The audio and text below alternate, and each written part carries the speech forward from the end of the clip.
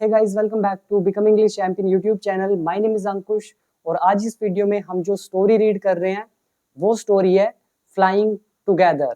तो काफी interesting story है, एंड तक देखिएगा क्योंकि हम इस पूरी स्टोरी को रीड करने वाले हैं विद एग्जैक्ट हिंदी मीनिंग। तो चलिए शुरू करते हैं सीधा इस स्टोरी को। तो स्टोरी शुरू होती है यहाँ से। ये ऊपर कुछ लिखा हुआ है, इसको भी पढ़ लेते हैं। तो यहाँ पे लिखा है what are some of the things, वो कौन सी चीजें हैं योर पेरेंट्स एंड टीचर्स, जो आपके माता पिता और अध्यापक टेल यू टू डू, करने के लिए कहते हैं ऑन टाइम। तो वो कौन सी कुछ चीजें हैं जो आपके माता पिता और टीचर्स करने के लिए आपको कहते हैं समय पर। जैसे get up in the morning, सुबह उठो। डू द होमवर्क, होमवर्क करो। पैक योर स्कूल बैग, अपना स्कूल बैग पैक करो।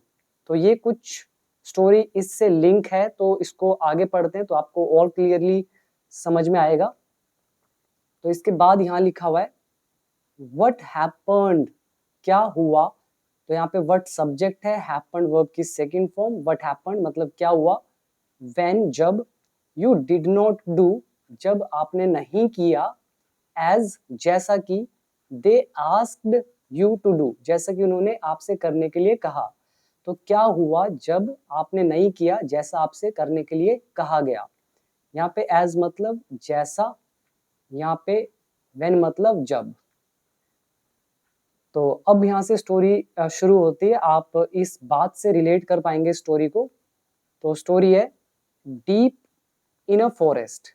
डीप मतलब गहराई में, इन अ फॉरेस्ट जंगल में। तो जंगल की गहराई में स्टूड खड़ा हुआ था अ वेरी टॉल ट्री, एक बहुत ही टॉल यानी कि लंबा पेड़। तो यहाँ पे स्टूड वर्ब की सेकंड फॉर्म, और ये अ वेरी टॉल ट्री ये हमारा पूरा सब्जेक्ट। तो इसको इन्वर्जन कहा जाता है, और डीप इन अ फॉरेस्ट ये अदर वर्ड। तो ये उल्टा हो जाता है इस चीज में। तो आगे लिखा है इट्स लीफी ब्रांचेस। ब्रांचेस मतलब होती है शाखाएं, पेड़ की शाखाएं। लीफी मतलब पत्तेदार, लीफ पत्ता होता है और लीफी मतलब पत्तेदार। तो इसकी जो पत्तेदार शाखाएं थी, स्प्रेड आउट वो फैली हुई थी, लाइक स्ट्रॉन्ग आर्म्स मजबूत आर्म्स की तरह, हाथों की तरह। तो आर्म्स बोलते हैं हाथों को। This tree was the home, ये पेड़ घर था। किसका घर था। Of a flock of wild geese. अब यहाँ पे पहले ये समझ लें कि ये होता क्या है गीज और वाइल्ड गीज। ये पूरा ही मैं मार्क कर देता हूँ, अ फ्लॉक ऑफ वाइल्ड गीज। तो पहले मैं आपको इमेज दिखा देता हूँ ताकि आपको और ज्यादा क्लियर हो। ये देखिए, ये पूरा पेड़ है और इनको गीज कहा जाता है। एक जो ये है इसको गूज बोलेंगे, GOOSE। जब इसका प्लूरल हम बनाते हैं तो उसको गीज बोला जाता है, जैसे टूथ का टीथ, उसी तरह से गूज का गीज। तो ये पूरा का पूरा पेड़ खड़ा हुआ था जंगल के डीप में, और ये सारे हैं गीज। और जो इनका ग्रुप होता है, group of such kind of birds, इसको बोलते हैं फ्लॉक, फ्लॉक ऑफ गीज। तो आई होप ये अब आपको समझ में आ गया है। अब इसको पढ़ते हैं।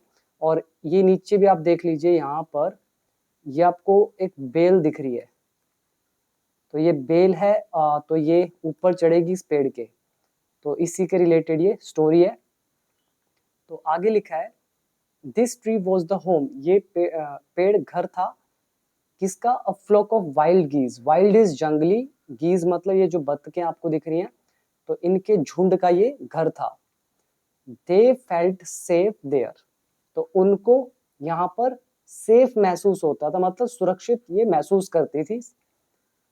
वन ऑफ द गीज, इन गीज में से एक, वॉज था, और वाइस समझदार, ओल्ड बर्ड बुजुर्ग पक्षी। तो यहाँ पे वन ऑफ इसके हिसाब से लगा है वॉज, ये गीज ज्यादा है, इनमें से एक क्या था, wild old sorry vice old bird था, एक समझदार बुजुर्ग पक्षी था उसमें से। ही नोटिस्ड अ स्मॉल क्रीपर, उसने एक छोटी सी लता को या फिर बेल को नोटिस किया। क्रीपर किसको बोलते हैं, बेल को। जैसा भी आपको इमेज में दिखाया था अभी मैंने, उसको क्रीपर बोलते हैं। तो उसने उसको नोटिस किया, क्रीपर कहाँ पर थी, at the foot of the tree, उस पेड़ की पैर में, मतलब फुट में।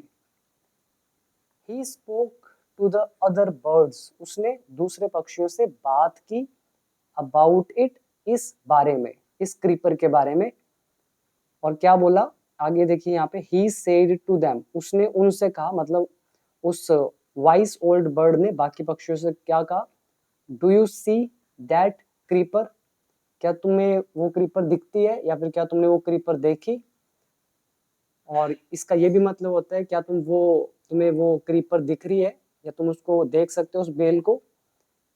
फिर क्या होता है, लेट अस डिस्ट्रॉय इट, तो हम इसको डिस्ट्रॉय कर देते हैं, इसको तोड़ देते हैं। वाई, अब ये भी उसी ने कहा था, आगे लिखा है why must we destroy it. तो यहाँ पर asked the geese in surprise, तो ये वाली जो बात है यहाँ से यहाँ तक, तो ये जो गीज थे इन्होंने पूछी सरप्राइज में ये वाली बात, क्या, why must we destroy it, हमें इसको डिस्ट्रॉय क्यों करना चाहिए, हम इसको डिस्ट्रॉय डिस्ट्रॉय क्यों करें। आगे वो कह रहे हैं इट इज सो स्मॉल, ये तो बहुत छोटी है। व्हाट हार्म, मतलब क्या नुकसान, क्या क्षति, क्या चोट, कैन इट डू, ये पहुंचा सकती है, मतलब ये तो बहुत छोटी सी है, ये तो हमें क्या चोट पहुंचा सकती है। तो ये भी उन्होंने कहा दूसरे बर्ड्स ने। फिर माय फ्रेंड्स, मेरे दोस्तों, replied the old wise old bird, तो फिर वाइस ओल्ड बर्ड ने रिप्लाई किया, माय फ्रेंड्स, मेरे दोस्तों, दैट लिटिल क्रीपर, ये छोटी सी बेल, विल सून ग्रो, ये ग्रो करेगी बहुत जल्द, मतलब बड़ी हो जाएगी। As it creeps up this tree, जैसे जैसे ये इस पेड़ पर चढ़ती जाएगी, it will become thick and strong, ये काफी मोटी यानी कि थिक हो जाएगी, एंड स्ट्रॉन्ग, और मजबूत हो जाएगी। तो एज का मतलब यहाँ पे जैसे, जैसे जैसे it creeps up this tree, जैसे जैसे रेंग कर ऊपर चढ़ेगी, क्रीप मतलब रेंगते हुए ऊपर चढ़ना, तो ये और भी थिक एंड स्ट्रॉन्ग हो जाएगी। व्हाट ऑफ दैट, तो इससे क्या होगा, आस्क्ड द गीज, उन गीज ने पूछा, what harm can a creeper do us, कि ये एक बेल हमें क्या नुकसान पहुंचा सकती है। मतलब वो उस वाइस ओल्ड बर्ड की बात नहीं मान रहे हैं, बस क्वेश्चनिंग करते जा रहे हैं कि ये क्रीपर हमें क्या नुकसान पहुंचाएगी। उसके बाद डोंट यू सी, मतलब क्या तुम्हें नहीं दिखता, रिप्लाइड द वाइस बर्ड, तो समझदार पक्षी ने कहा कि क्या तुम्हें नहीं दिखता, with the help of that creeper, कि इस बेल की मदद से, इस लता की मदद से, इट विल बी पॉसिबल, ये संभव हो जाएगा, फॉर समवन, किसी के लिए, टू क्लाइम दिस ट्री, इस पेड़ को चढ़ना। अ हंटर कैन कम अप, एक शिकारी आ सकता है ऊपर, एंड किल अस, और हमें मार सकता है, ऑल, मतलब हम सबको मार सकता है। तो इसके बाद फिर क्या हुआ, well there is no hurry, they replied, अब वो जो बाकी पक्षी थे उन्होंने क्या रिप्लाई किया, well there is no hurry, मतलब जल्दबाजी करने की कोई जरूरत नहीं है। और फिर क्या उन्होंने बोला, the creeper is very small, बेल बहुत छोटी है, it would be a pity to destroy it now, मतलब ये तो बड़े अफसोस की बात होगी इसको डिस्ट्रॉय करना। ठीक है, पिटी मतलब अफसोस, इट वुड बी अ पिटी, अफसोस की बात होगी, टू डिस्ट्रॉय इट, इसको डिस्ट्रॉय करना, उखाड़ना, नाउ, इस समय।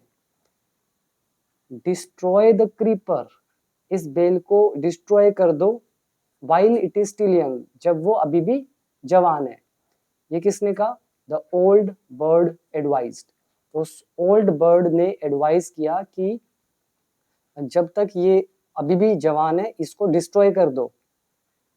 नाउ, अब, इट इज टेंडर, ये अभी कोमल है, टेंडर मतलब होता है कोमल, एकदम नाजुक सा, तो ये कोमल है, टेंडर है, एंड, और you can cut it easily, और तुम इसे आसानी से कट कर सकते हो। लेटर, बाद में, इट विल बिकम हार्ड, बाद में ये और हार्ड हो जाएगी, and you will not be able to cut it, और तुम इसे कट नहीं कर सकोगे। तो ये हमारा एबल टू का चैप्टर। तो इसमें कॉम्बिनेशन बहुत यूज हो रहा है, past combination and indefinite tense तो यूज बहुत ही होता है। तो अगर आप में से कोई भी स्टेप बाय स्टेप इंग्लिश सीखना चाहता है तो आप मेरे कोर्स को ज्वाइन कर सकते हैं, ताकि आप भी खुद पढ़ सके, स्पीकिंग कर सके, राइटिंग कर सके, इंग्लिश का आपको पूरा जितना भी कॉन्सेप्ट्स होता है वो अच्छे से कवर हो सके। तो इस वीडियो को देखने के बाद आप मेरे कोर्स को ज्वाइन कर सकते हैं। 1 ईयर का कोर्स है, 600 प्लस वीडियोज हैं, step by step basic to advance level तक, विद प्रैक्टिस वर्कबुक का की पीडीएफ्स भी उसके अंदर गिवन है। तो इसका प्राइस है for 1 year just 799 and for 6 months 599, but I recommend you to join 1 year course for best result. So आगे बढ़ते हैं, इसको रीड करते हैं। तो अभी क्या हुआ इसके बाद, we will see हम देखेंगे, we will see हम देखेंगे, answered the birds उन पक्षियों ने कहा चलो हम देखेंगे, हम देखेंगे। जब उन्होंने कहा कि ये तुम इसे कट नहीं कर पाओगे जब ये बड़ी हो जाएगी, वो कह रहे हैं चलो देखेंगे उस समय। बट लेकिन they did not destroy the creeper, लेकिन उन्होंने उस बेल को डिस्ट्रॉय नहीं किया। दे फॉरगॉट वे भूल गए, the wise old bird's advice वे भूल गए उस समझदार बुजुर्ग पक्षी की सलाह को। एज द क्रीपर ग्रू जैसे जैसे जैसे जो वो बेल थी वो बढ़ती गई, इट बिगैन वाइंडिंग। पहले ये वाइंड समझ ले, वाइंडिंग क्या होता है, जैसे हम पतंग की डोर को लपेटते हैं गोल गोल, तो ऐसे गोल गोल करके लपेटना, तो इसी को बोलते हैं वाइंड करना। बेल भी आपने देखी होगी, वो किसी भी चीज को क्या करती है, वाइंड कर लेती है, लपेट लेती है। तो जैसे जैसे क्रीपर बढ़ती गई, इट बिगैन इसने शुरू कर दिया, वाइंडिंग लपेटना, इट्स वे अप मतलब अपना रास्ता बनाना ऊपर की तरफ शुरू कर दिया, as you can see in this image. और वे अपना रास्ता बनाना शुरू कर दिया, वे अप द ट्री मतलब उस पेड़ के ऊपर। फिर ये देख सकते हो आप इमेज में। और इसके बाद अब क्या हुआ उनके साथ, stronger and stronger it became, तो ये और भी मजबूत होती गई, होती गई। कब तक होती गई, अनटिल जब तक, it was as strong as a thick rope, जब तक ये एक मोटी रस्सी की तरह मजबूत नहीं हो गई। तो ये एज स्ट्रोंग एज, ये हमारा एक लेसन था एज एडजेक्टिव एज का, उसमें मैंने आपको काफी सारे वर्ड दिए थे, तो देख लीजिएगा वो वीडियो। तो कह रहे हैं कि वो और मजबूत होती गई जब तक वो इतनी स्ट्रांग नहीं होगी, कितनी, अ थिक रोप के जितनी, एक मोटी रस्सी के जितनी। और अनटिल का मतलब होता है जब तक नहीं। वन मॉर्निंग एक सुबह, when the geese had gone out, एक सुबह जब गीज मतलब ये सारी बतखें गई हुई थी बाहर, in search of food, food की तलाश में, क्या हुआ उस time, a hunter came to the forest, एक शिकारी जंगल में आया। सो दिस इज वेयर, तो ये कौन कह रहा है, ही सेड टू हिमसेल्फ, तो ये हंटर खुद को बोल रहा है, अच्छा दिस इज वेयर, अच्छा ये वो जगह है, वेयर जहाँ पर द वाइल्ड गीज लिव, जहाँ पे जंगली बतखें रहती हैं। तो उसने खुद से कहा, व्हेन दे कम बैक, तो जब वे वापस आएंगी, इन द इवनिंग शाम को, आई शैल कैच देम, मैं उनको कैच कर लूंगा, पकड़ लूंगा। The Hunter climbed up the tree, जो हंटर था क्लाइम्ड अप, तो वो चढ़ गया उस पेड़ के ऊपर, with the help of creeper, उस क्रीपर की हेल्प से। तो यहाँ पे क्या शो कर रहे हैं कि उन बत्तखों ने उस ओल्ड बर्ड की बात नहीं मानी, इग्नोर करते रहे, आज उन्हें वो चीज पछताना पड़ रहा है उसकी वजह से। सेम ऊपर एक हमने पढ़ा था कि जब क्या होता है, जब आप पेरेंट्स की या टीचर्स की बात नहीं मानते तो उन्हें बाद में पछताना पड़ता है। तो वैसे ही मैं भी आपको बोलता हूँ कि आप इंग्लिश को सीख लें, अभी सीख लेंगे फायदे में रहेंगे, अदरवाइज बहुत फास्ट एंड फ्यूरियस वे से ग्रोथ हो रही है इंडस्ट्री में, आर्टिफिशियल इंटेलिजेंस हर चीज को ओवरकम कर रही है, तो जितना जल्दी सीख लेंगे उतना अच्छा रहेगा, नहीं तो आपको बहुत प्रॉब्लम होने वाली है इन फ्यूचर। तो आगे क्या लिखा है, तो वो उसके ऊपर चढ़ गया रस्सी की इस क्रीपर की मदद से। He got to, get to का मतलब होता है पहुंचना, he got to the top, वो टॉप पर पहुंच गया, एंड, और, तो he got to the top and spread his net there, और अपना जो नेट था, जाल था, वो उसने बिछा दिया वहां पर।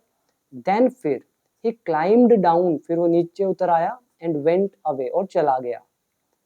इन द इवनिंग, शाम को, द गीज रिटर्न्ड होम, तो ये सारी बतखें घर वापस आई। दे डिड नॉट नोटिस, उन्होंने नोटिस नहीं किया, ध्यान नहीं दिया, द नेट, उस जाल पर, उसने वो जाल नहीं देखा, उसका नोटिस नहीं किया। As they flew into the tree, जैसे ही वे उड़कर पेड़ में आए, एज मतलब जैसे ही, दे फ्लू, वे उड़ के आए, इनटू द ट्री, पेड़ पर, दे वर ट्रैप्ड, वे फंस गए। तो ये देख रहे हैं आप, ये सारे के सारे यहाँ पे फंस गए। तो आगे लिखा है दे स्ट्रगल्ड हार्ड, तो उन्होंने बहुत मेहनत की, टू गेट आउट, बाहर निकलने की, तो उन्होंने बहुत संघर्ष किया बाहर निकलने के लिए, बट कुड नॉट, लेकिन वो नहीं निकल पाए। हेल्प हेल्प, क्राइड द गीज, उन बतखों ने चीखें मारी, क्राई मतलब चीखना होता है, तो वे चीख चीख कर बोल रहे थे help help.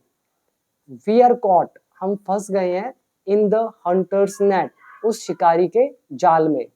O what shall we do, अब हम क्या करें, what shall we do is हम क्या करें। तो इसके बाद अब क्या हुआ, डोंट मेक अ फस नाउ, अब कोई भी बतंगड़ मत बनाओ। तो क्रिएट अ फस, मेक अ फस मतलब बात का बतंगड़ बनाना, तो कह रहे हैं डोंट मेक अ फस नाउ, अब फालतू की बातें मत करो। Said the vice old bird, इस समझदार ओल्ड बर्ड ने कहा। लॉन्ग अगो, बहुत समय पहले, आई टोल्ड यू, मैंने तुमसे कहा था, टू डिस्ट्रॉय द क्रीपर, कि इस बेल को डिस्ट्रॉय कर दो, बट लेकिन, यू डिड नॉट, लेकिन तुमने नहीं किया। नाउ सी, अब देखो, व्हाट हैज हैपेंड, क्या हो गया है। टुमारो मॉर्निंग, कल सुबह, द हंटर विल कम, शिकारी आएगा वापस, back, and kill us all, और हम सबको मार देगा। वी वर फुलिश, हम मूर्ख थे। वेप्ट, वेप्ट द बर्ड्स, तो पक्षियों ने रोते हुए कहा। वीप मतलब रोना, और वेप्ट इज सेकंड फॉर्म, तो वेप्ट द ब्राइड बर्ड्स, पक्षियों ने रोते हुए कहा, वी वर फुलिश, हम मूर्ख थे। वी आर वेरी सॉरी, हमें बहुत दुख है, हम माफी मांगते हैं। We did not listen to you, हमने आपकी बात नहीं मानी। प्लीज टेल अस, अब हमें बताओ, व्हाट टू डू, कि क्या करें। Then listen carefully, replied the wise bird, अब उस समझदार बर्ड ने रिप्लाई किया। देन लिसन केयरफुली, अब ध्यान से सुनो, और बोला, व्हेन द हंटर, जब शिकारी, कम्स, जब शिकारी आएगा, व्हेन द हंटर कम्स, यहाँ पे कोमा आना चाहिए, तो ये फ्यूचर कॉम्बिनेशन का रूल है। तो जब वो शिकारी आएगा, व्हेन द हंटर कम्स, और व्हेन के साथ विल नहीं लगाते, इसीलिए प्रेजेंट इंडेफिनिट। तो जब शिकारी आएगा, यू मस्ट ऑल प्रिटेंड, तुम्हें नाटक करना पड़ेगा, तुम्हें नाटक करना होगा, प्रिटेंड इज नाटक करना, टू बी डेड, मरे हुए होने का, तो तुम सबको मरे हुए होने का नाटक करना पड़ेगा। जस्ट लाई स्टिल, मतलब बस स्टिल लेटे रहो, मतलब बिना हिले डुले, बस लेटे रहना। The Hunter will not want, Hunter नहीं चाहेगा, डेड बर्ड्स, मरे हुए पक्षी। ही विल थ्रो अस, वो हमें फेंकेगा, टू द ग्राउंड, जमीन पर। इट विल देन, तो ये वो समय होगा, sorry, it will then be easy, तो उसके लिए फिर आसान हो जाएगा, उसके लिए, for him to climb down, नीचे उतरना। कलेक्ट द डेड बर्ड्स, पक्षियों को, कलेक्ट द डेड बर्ड्स मतलब उन मरे हुए पक्षियों को कलेक्ट करना। और इसमें होगा क्या, इकट्ठा तो वो उतार नहीं सकता उन सभी पक्षियों को, अगर वो जिंदा है तो, और मुश्किल भी होगा उसके लिए, तो वो क्या करेगा, जो जो मरे हैं उसको नीचे नीचे फेंकता जाएगा, और फिर नीचे आके उन्हें कलेक्ट कर लेगा। तो यही वो प्लान बना रहे हैं। तो कह रहे हैं it will then be easy for him, उसके लिए आसान हो जाएगा नीचे उतर कर आना। कलेक्ट द डेड बर्ड्स, मरे हुए पक्षियों को कलेक्ट करना। एंड टेक, और ले जाना, देम होम, घर, ठीक है, और घर ले जाना उनके लिए आसान हो जाएगा। When the last of us, जब हम में से लास्ट वाला, has been thrown down, जब उसको फेंक दिया जाएगा, this is passive voice, has been thrown down, कह रहे हैं जब हम में से लास्ट को फेंक दिया जाएगा नीचे। वी मस्ट क्विकली, हम अचानक से गेट अप, उठ जाएंगे, एंड फ्लाई अवे, और उड़ जाएंगे वहां से। इन द मॉर्निंग, सुबह, the hunter came to the tree, hunter पेड़ के पास आया, एंड क्लाइम्ड अप, और उसके ऊपर चढ़ गया। ही लुक्ड, उसने देखा, एट द गीज, बत्तखों को, इन द नेट, जाल में। दे आर ऑल डेड, वे सब मरे हुए हैं। ही मटर्ड टू हिमसेल्फ, उसने खुद से बड़बड़ाया। मटर क्या होता है?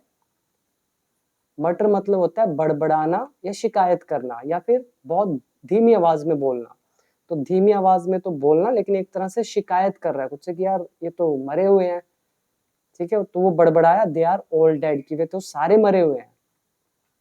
ही थ्रू देम, उसने फेंक दिया उन सबको, आउट ऑफ द नेट, जाल से बाहर, वन बाय वन, एक एक करके। उसके बाद क्या हुआ? द बर्ड्स ले स्टिल, तो पक्षी शांत लेटे रहे, बिना हिले डुले लेटे रहे। ले मतलब, लाई मतलब होता है लेटना, लाई की सेकंड फॉर्म होती है ले। तो वे लेटे रहे, स्टिल मतलब बिना हिले डुले, अंटिल, जब तक, कब तक? The last one had been thrown down, जब तक आखिरी को नीचे नहीं फेंक दिया गया। So this is past perfect of passive voice. तो वे लेटे रहे जब तक आखिरी को नीचे ना गिर दिया गया। देन फिर, ऑल एट वंस, फिर वे सारे एक साथ, दे गॉट अप, उठ गए, फ्लैप्ड देयर विंग्स, अपने पंखों को ऊपर नीचे किया। फ्लैप मतलब होता है जैसे पक्षी अपने पंखों को ऊपर नीचे करके उड़ते हैं, उसको फ्लैपिंग बोलते हैं। तो उन्होंने अपने जो विंग्स हैं, पंख हैं, उनको फड़फड़ाया, एंड फ्लू अवे, और वे उड़ गए। The Hunter was taken by surprise, और जो हंटर था वो आश्चर्यचकित रह गया।